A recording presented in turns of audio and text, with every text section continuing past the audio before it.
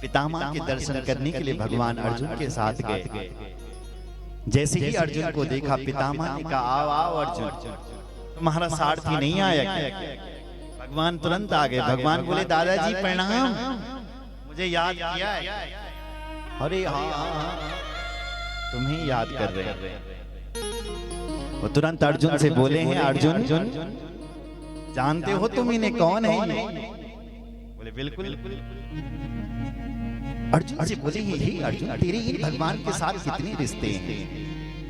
हे अर्जुन, तू जानता है तेरे लिए ये भगवान जो चाहे वो बन जाते हैं। अगर तुझे ज्ञान चाहिए ना तो कृष्ण भगवान को अपना गुरु जी बना दे।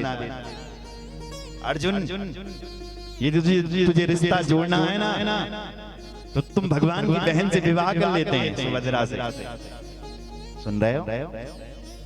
अगर तुम्हें सारथी चाहिए ना तो अपने रथ का सारथी बना देते हैं। अगर अर्जुन तुम्हें दूत चाहिए ना तो भगवान कृष्ण को शांति दूत बना देते हैं। हे प्रभु, तुम्हारे इस अर्जुन के साथ क्या संबंध है? जरा इस बूढ़े के साथ संबंध बनाओ ना। क्या बोला? इस अर्जुन ने तुम्हें जो बनाया सो आप बने ना भगवान जी। इस बूढ़े के साथ भी संबंध बनाओ। मेरी ये इच्छा है। सदैव देवो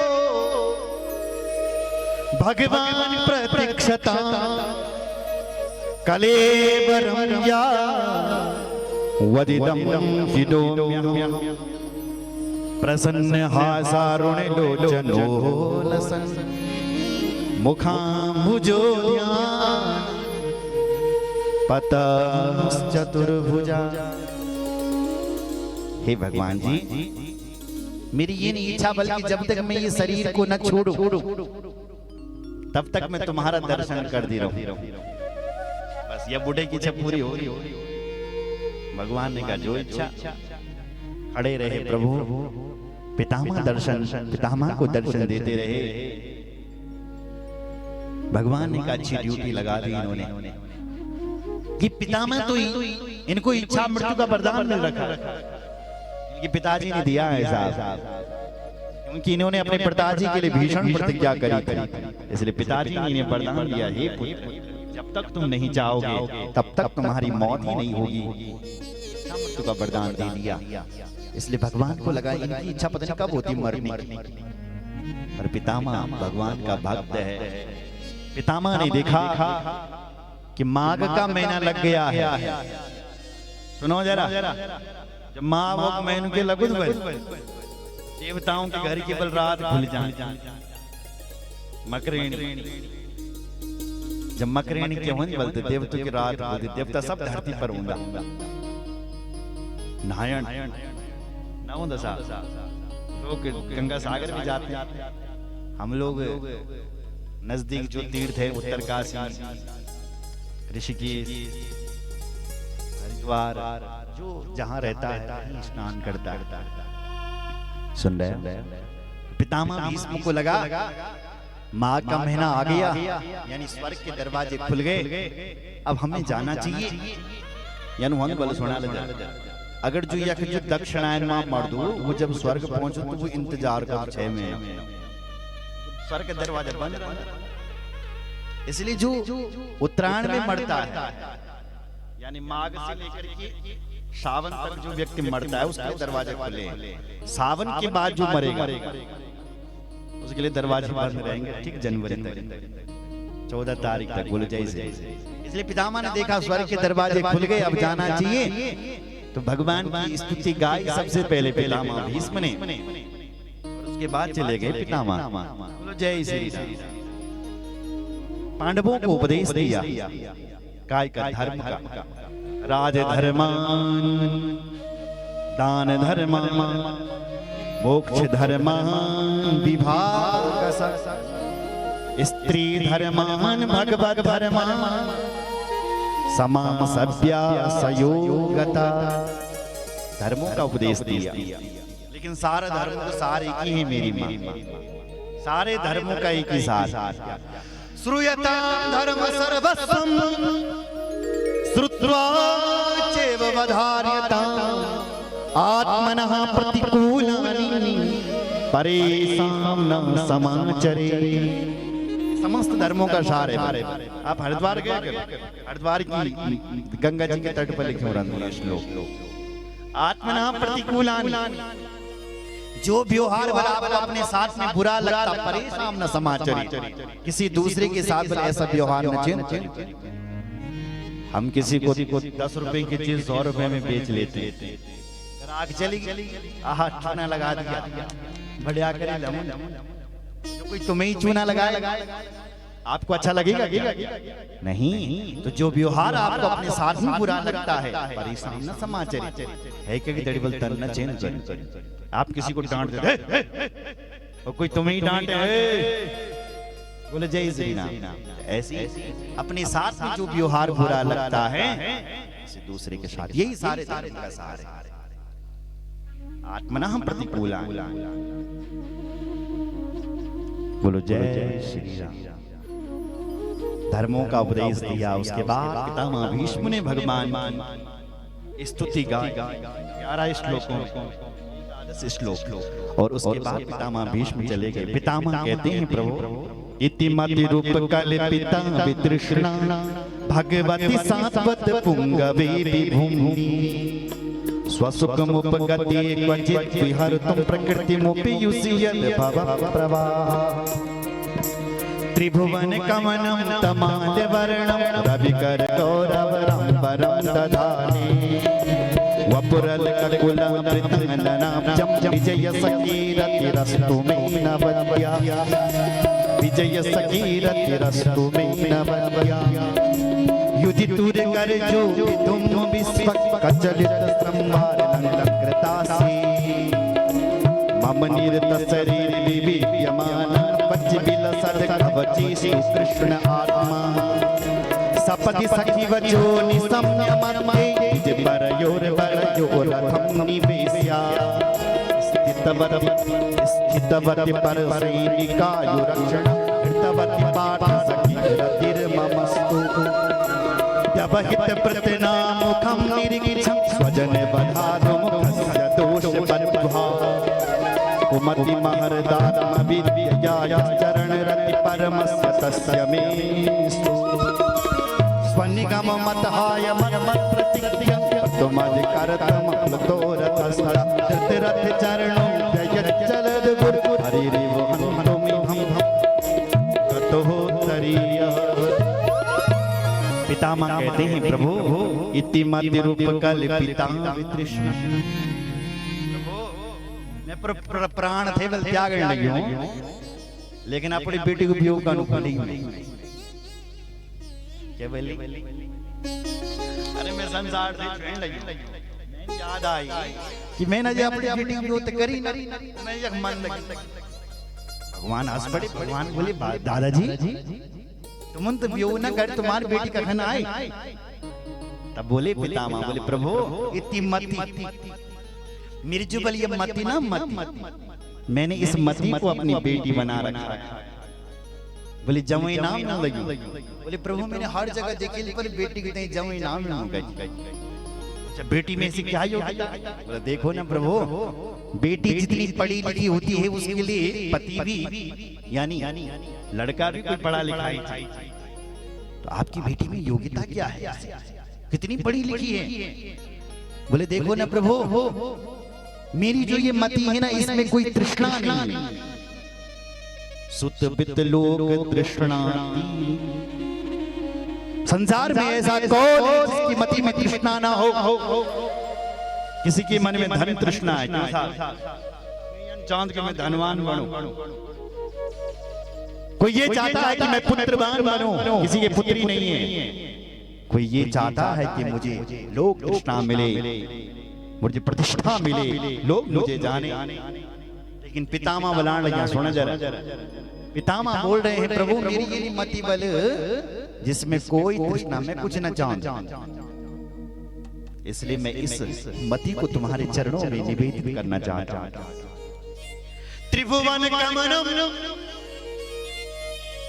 तमाल वर्णम, प्रभु तुम्हारी जो ये सूरत है कितनी प्यारी है ना प्रभु, ऐसा लग रहा है मुझे कि मैं आपको देखता ही रहूं, देखता ही रहूं, देखता ही रहूं। ऐसा मुझे लग रहा है।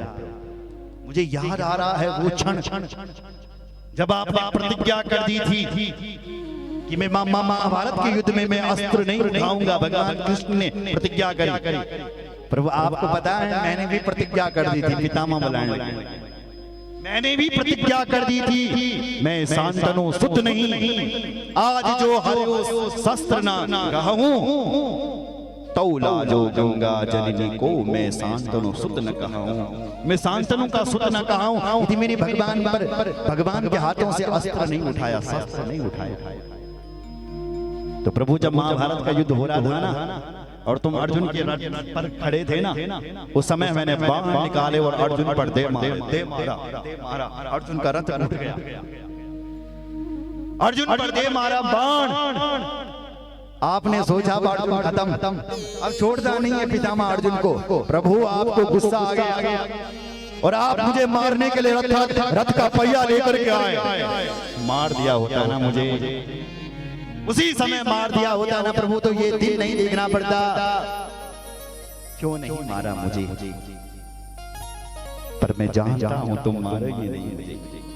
तुमने केवल मेरी प्रतिज्ञा को जीवित रखने के लिए तुमने अपनी प्रतिज्ञा ही तोड़ दी। स्वनिगम ममहाय मत प्रतिज्ञा मृत मधिकर तुम मप्लतुम तस्था। आपने अपनी प्रतिज्ञा तोड़ दी। रथ चरणों में चलद। हे प्रभु अब कुछ नहीं चाहिए, बस ये जीवन तुम्हारे हवाले। और इतना कहकर के पितामह ने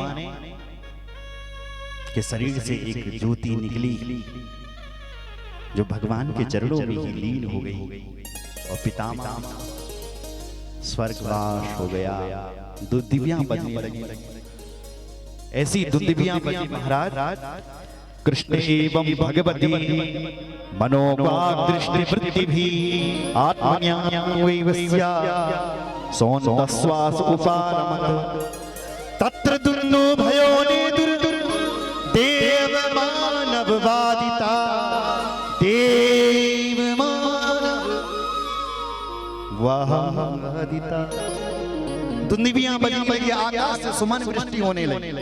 कभी कभी मैं सोचता था कहीं बरखा हो जाए क्यों सा, लेकिन जब हरिद्वार में कुंभ लगा, कावड़ यात्रा चली तो हमने देखा भाई आकाश से फूल बरस रहे। वाह, ऐसे ही बरसते होंगे शायद, है ना? सुमन वृष्टि, सुमन पुष्प को कहते हैं। सुमन वृष्टि होने लगी। बोलो जय श्री राम। और पितामह चले गए। हर व्यक्ति यही तो चाहता है कि मरते समय गोविंद हमारे सामने हो और हम इस शरीर को त्यागें। बोलो जय श्री राम।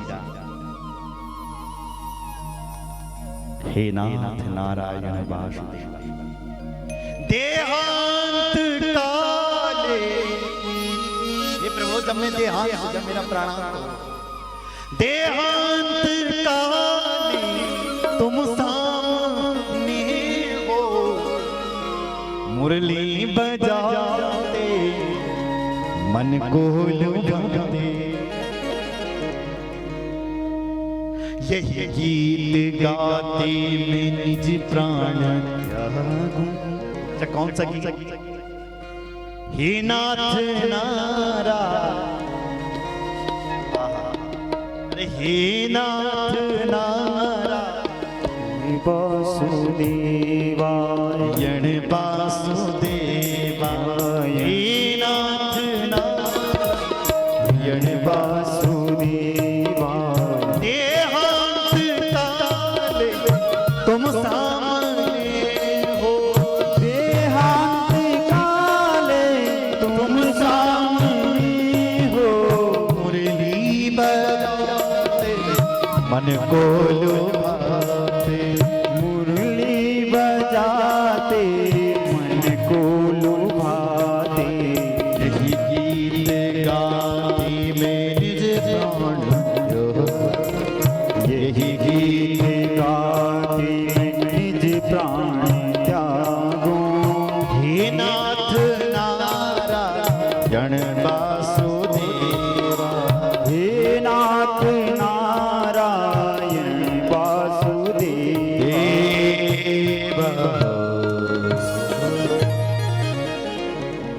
ऋषियों ने तुरंत प्रश्न कर दिया, गुरुदेव जिस बच्चे की भगवान ने रक्षा करी है उस बच्चे का जन्म कैसे हुआ गुरुदेव? बोले उत्तरा की गर्भ की भगवान ने रक्षा करी और सकुशल उस बालक का जन्म। ब्राह्मणों ने उसके जात कर्म संस्कार किए, उसका नाम रखा विष्णुराज। तस्मान् नाम्ना विष्णुराता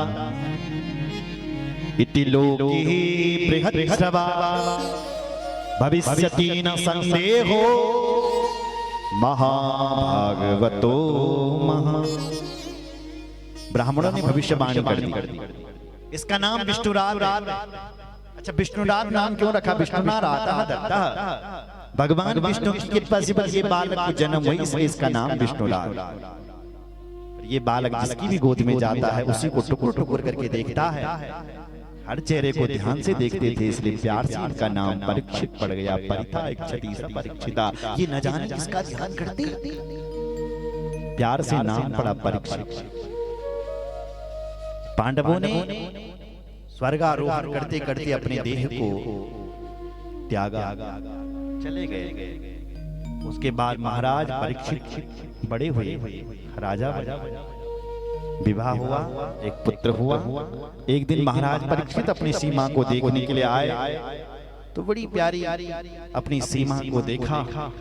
एक जगह पर क्या देखा कि कालू कालू व्यक्ति बले गौ माता मान लगी। जैसे आजकल देख ही रहे हैं आप, गौ माता के बुरे हाल हो रहे हैं, वे गौड़ी पाउंड पसंद ना करने लगी, है ना जी। स्वर्ग की जो धरोहर है गाय, जिस गाय के बिना गति नहीं, उस गाय को लोगों ने गांव से, घर से, मन से भी निकाल दिया। बोलो जय श्री राम।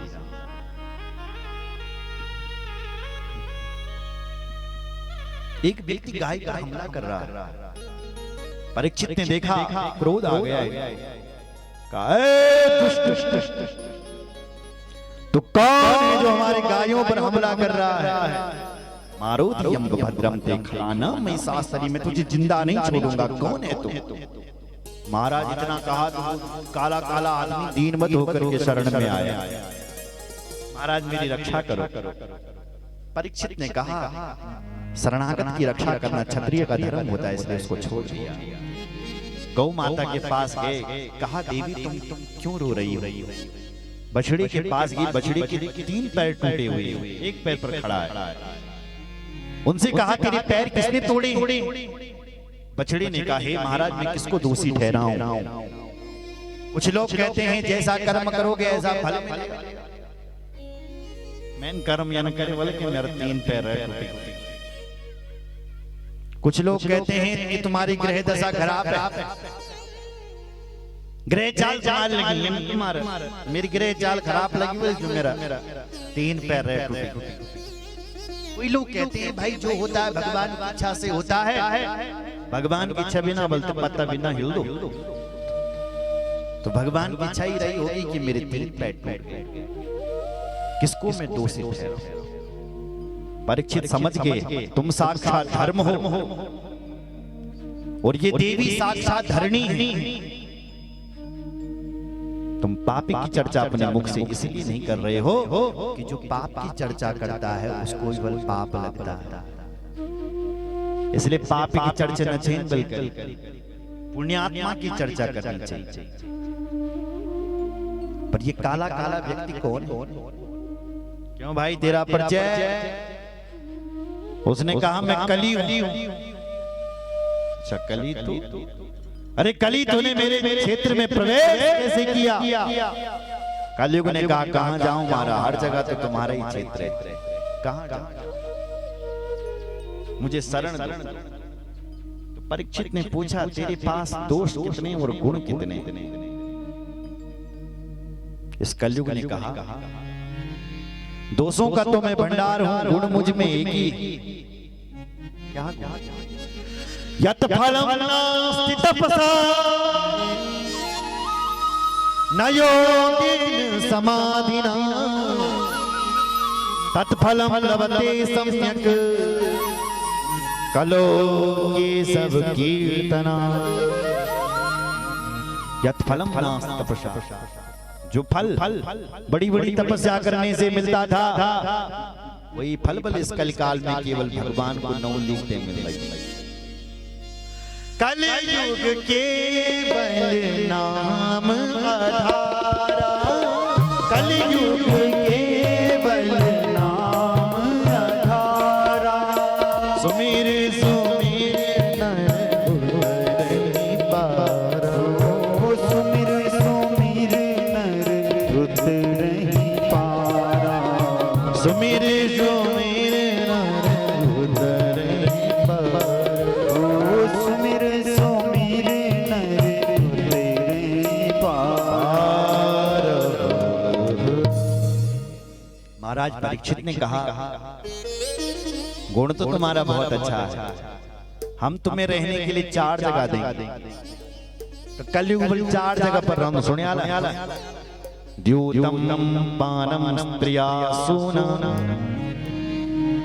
यत्रा धर्मस् चतुर्विधा। इन 4 जगहों पर कलयुग का वास होता है। सुन लो, द्यूतम जहां जुआ खेलता हो वहां कलयुग का वास है, और जो लोग खेलते हैं वो भी कलयुगी। द्यूतम पानम जो लोग सुरुआ पान करते हैं, मदिरा का पान करते हैं, उनके घर पर भी कलयुग रहता है। स्त्रियां जहां लंपट पुरुष घूमते हैं वहां भी कलयुग का वास होता है। और जहां हिंसा होती, सुना नाम है हिंसा का, जहां हिंसा वनबल तक भी कलयुग का वास। अभ्यर्थितस् तदा तस्मै स्थानानि कलयेत द्यूतम पानम स्त्रिया सूना यत्रा धर्मस् चतुर्विधा पुनस्य याचमानाय जातरूपनाथ प्रभु ततो नृतम मदम कामम रजो वैरम च पंचमम। कलयुग ने कहा, हे महाराज जनि सकल दिख तनि स्थान दील, एक प्यारी सी जगह दे दो ना। तो परीक्षित ने कहा, मांगो क्या चाहिए? बोले स्वर्ण में स्थान दे दो। परीक्षित ने कहा, दिया। सोने में तो भगवान का स्थान होता है। धातु नाम अस्मि कांचनम, विभूति का वर्णन करते हुए गीता में भगवान कह रहे हैं कि जो आभूषण होते हैं उन आभूषणों में केवल स्वर्ण में हो। और ऐसी परंपरा है जब केवल गंगा जल न मिल, घर में कोई अशुद्ध हो गया, गंगा जल नहीं है तो स्वर्ण का जल निकालो, स्वर्ण को डालो जल में, वो जल स्वर्ण का जल हो जाएगा, उसको निकालो और पिला दो, वो गंगा जल का काम कर देता है। क्यों जी? इसलिए मरते समय गले में स्वर्ण, तुलसी दल और गंगा जल दिया जाता है। सुन रहे हो? हाँ, इतना पवित्र स्वर्ण होता है। बोलो ना जय सिया राम। थोड़ा जोर से बोला, और जोर से बोलो ना, अच्छा लगे। हाँ, तो 4 जगह कलयुग का वास, 5वां स्वर्ण। एक दिन महाराज परीक्षित आखेट करने के लिए गए, रास्ता भूल गए, एक ऋषि के आश्रम में पहुंच गए, जिन ऋषि का नाम है समीप ऋषि। ऋषि अंदर बैठा हुआ है, महाराज बाहर से आवाज लगा रहे हैं, महाराज जी कोई है? कोई आवाज ना आई, बितर बिटे। परीक्षित अंदर घुसा, अंदर एक महात्मा था, वो भी ध्यान मग्न। आवाज लगाई, महाराज जी। महात्मा ने नेत्र नहीं खोले। परीक्षित को क्रोध आ गया, इस बाबा को लग रहा है कि सेवा करनी पड़ेगी राजा की। उसी समय एक मरा हुआ सांप पड़ा था, वो उठाया और राजा के गले में डाल दिया, महाराज के गले में डाल दिया। संत का अपमान करके चले गए। परीक्षित ने एक असली साधु को नकली समझ लिया। राम कथा में एक राजा है जिसका नाम है प्रताप भानु। उस राजा ने समस्त राजाओं को जीत लिया। प्रताप भानु ने तो सारे राजा सन्यासी बन गए थे, वो गुफाओं में जंगलों में रहते। राजा साहब एक दिन आखेट खेलने के लिए गए प्रताप भानु, और रास्ता भूल गए और जंगल में भटकते भटकते साधु के आश्रम, वो नकली साधु, नकली राजा उसने पहचान लिया और प्रताप भानु से कहा कि देख ब्राह्मणों को भोजन करवा, तेरी रसोई को मैं बनाऊंगा। और उस रसोई में क्या किया कि मांस बना लिया, ब्राह्मणों को उसने मांस खिला दिया। असली साधु को नकली साधु को असली समझ लिया प्रताप भानु ने। उसी समय संत ब्राह्मणों को क्रोध आ गया। उन्होंने कहा, ए राजा, मांस खिला रहा हमें, हम तुझे श्राप देते हैं कि तेरा सारा कुल राक्षस बन जाए। पूरा प्रताप भानु का पूरा कुल ही राक्षस बन गया। असली साधु नकली साधु को असली समझ। आज परीक्षित ने एक असली साधु को नकली समझ लिया, उसके गले में मरा हुआ सांप डाल दिया। ये दृश्य एक बालक ने देखा। समीप ऋषि के पुत्र सिंही ऋषि को बताया, तुम्हारे पिताजी के गले में किसी ने मरा हुआ सांप डाल दिया। भयंकर क्रोध आ गया उस बालक। कौस की नदी में खेला था बालक, कौस की नदी में प्रविष्ट हुआ। वज्रम विसर्जा, पानी का वज्र छोड़ दिया। ब्राह्मण की वाणी में ताकत होनी चाहिए। बोलो जय श्री राम। क्षत्रिय की बाहों में ताकत होनी चाहिए, वैश्य के तराजू में ताकत होनी चाहिए। और जो चौथा वर्ण का व्यक्ति है उसके लिए कहा गया है, सेवा ही परमो धर्मः, उसकी सेवा में ताकत होनी चाहिए। सुन रहे हो? ब्राह्मण वो है जिसकी वाणी बड़ी ब्रह्म। बोलो जय श्री राम। वाणी का वज्र छोड़ दिया, नदी में प्रविष्ट हुआ, गंगा जल हाथ में लिया और महाराज परीक्षित को शाप दे डाला। क्या इतिलंकित मर्या तक्षका सप्तमी हनी दंक्षयति स्म कुलांगारं चोदितो मे तदध्रुवम्। शाप दिया, ए कुलांगार, तुम्हारे पूर्वजों ने सदा संतों की चरण रज को अपने माथे से लगाया है। तो कैसा अभागा निकला जो तूने आज संत ऋषि का अपमान कर दिया है। तूने मेरे पिता का अपमान सर्प से किया है, तो सर्प का ही तो विग्रास बनना पड़ेगा। सर्प धन से तुम्हारी मौत होगी। यह कहकर के वो बालक रोता रोता घर में आया। अपने पिताजी के गले में सांप देखा, मुक्त कंठोर रो पड़ा। पिताजी ने पूछा, पिताजी की समाधि खुली, बेटा तू क्यों रो रहा है? सारी कहानी सुना। पिताजी ने जब ये सुना कि राजा परीक्षित को शाप दे दिया, कहा बेटा ये तूने क्या कर दिया? हम तो संत हैं ना बेटा। और संत कैसा होता है? सरल स्वभाव न मन कुटिलाए। संत का तो सरल स्वभाव होना चाहिए। हमारे गले में तो कोई सांप डाले तो भी हमें अपमान नहीं समझना चाहिए, और कोई हमारे गले में फूलों की माला भी डाले तो भी हमें प्रसन्न नहीं होना चाहिए। हमें तो सम रहना चाहिए। संत के 5 लक्षण होते हैं, तितिक्षवः कारुणिकः सुहृदः सर्वदेहिनां अजात शत्रवः शान्तः साधवः साधुभूषण। ये साधुओं के आभूषण है। बेटा ये तूने क्या कर दिया? हम तो साधु हैं ना बेटा। राजा को इतना बड़ा शाप दे दिया। फिर भी राजा तक सूचना देने अपने शिष्य से कहा, राजा से कहो कि तुम 7 दिन मरने वाले। राजा राज में गया। जैसे ये सुना कि मैं मरने वाला हूँ, अपने पुत्र को बुलाया। राजा के पुत्र का नाम है जन्मेजय। अपने पुत्र को सारी राजगद्दी सौंपी और अपने आप गंगा जी के तट पर राजा परीक्षित आया। सोचने वाला विषय है कि गंगा जी के तट पर क्यों आए हो? सुनो ना मेरी माँ, गंगा जी क्या भगवान को चरणामृत से गंगा जी, और गंगा जी धरती पर क्या आए? सगर पुत्रों का उद्धार करने के आए गंगा जी। तो सगर पुत्र थोड़ी नहीं थे, सगर पुत्रों की राख पड़ी थी। क्या पड़ी? राख पड़ी थी, और जहाँ गंगा जल का स्पर्श हुआ वहां उनका उद्धार हो गया। तो राजा परीक्षित ने भी सोचा यदि मैं मरूंगा ना, तो जब मेरा अंतिम संस्कार होगा ना, तो गंगा जी के तट पर होगा, और गंगा जी से मेरी यदि राख मिल गई तो मेरा भी उद्धार हो जाएगा, जैसे सगर पुत्रों का उद्धार हुआ। इसलिए राजा परीक्षित हस्तिनापुर से सुखताल गंगा जी के तट पर आए। दूसरा बात यह है कि गंगा जल है भगवान का चरणामृत। गंगा जी का खान निकल भगवान के चरणों में क्या हो गया गंगा जी, भगवान का चरणामृत। और चरणामृत क्या करता, अकाल मृत्यु हरणम। चरणामृत क्या करता, अकाल मृत्यु को हरण कर देता है। तो परीक्षित ने सोचा मुझे सांप काटेगा, सांप काटने से मेरी अकाल मौत होगी, पर यदि मैं भगवान का तब तक चरणामृत यदि पी लूंगा तो मैं अकाल मृत्यु से मैं तर जाऊंगा। राजा परीक्षित गंगा जी के तट पर आया। ऋषि मुनियों को पता चला, सारे ऋषि मुनि राजा परीक्षित के पास आए। अत्रिर्वसिष्ठस्तवन सरदवा अरिष्टनेमिर भृगुरांगिराज पराशरोगादिसुतोतरामा उतत्थ इंद्रो ब्रह्मदारावा।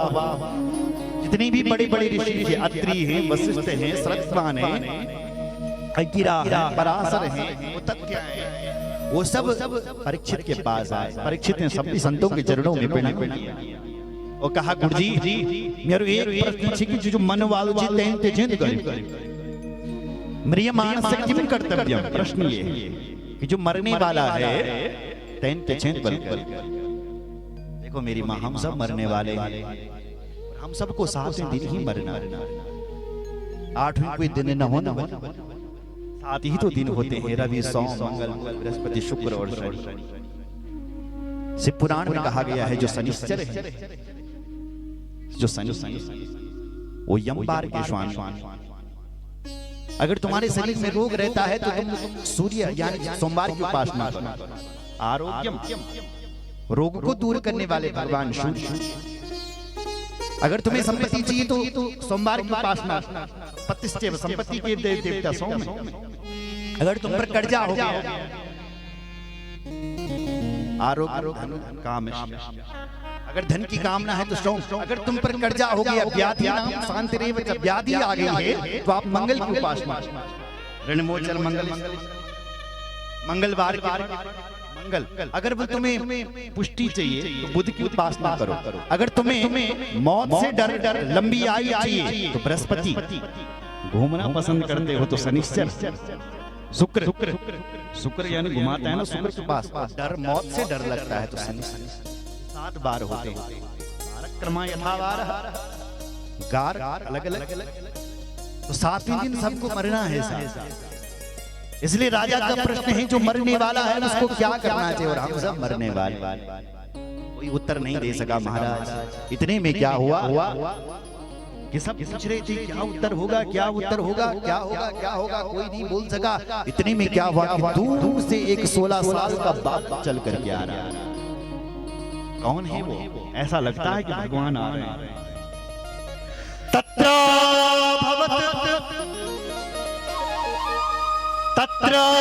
भवत भगवान व्यास पुत्र